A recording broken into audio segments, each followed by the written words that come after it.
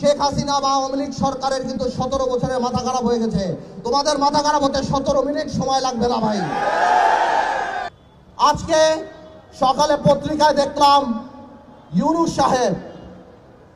সাহেব আজকে সকালে বলেছেন যে আগামী ডিসেম্বর কিংবা জানুয়ারি নাগাদ বাংলাদেশের নির্বাচন অনুষ্ঠিত হবে।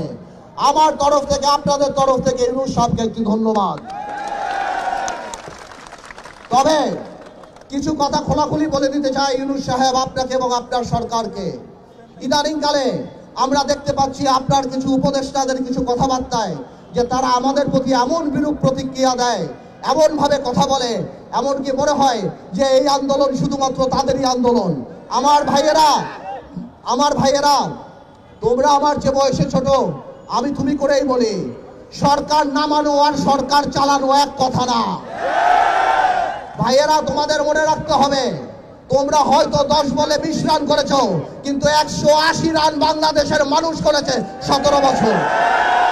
তোমাদের এই অশ্রদ্ধা, তোমাদের এই কথা বলার ধরন দেখে আমাদের মনে হয় যে তোমাদের মধ্যে ইচ্ছা, আশা, আকাঙ্ক্ষা জেগেছে যে তোমরা নির্বাচনে করে এই সরকারে থাকবা। আমার কোনো অসুবিধা নাই, তোমরা দল করো, তোমরা নির্বাচন করো, কিন্তু কোন দলকে ক্ষমতায় আনার জন্য নির্বাচনকে কোনোভাবে বিলম্বিত করা যাবে না।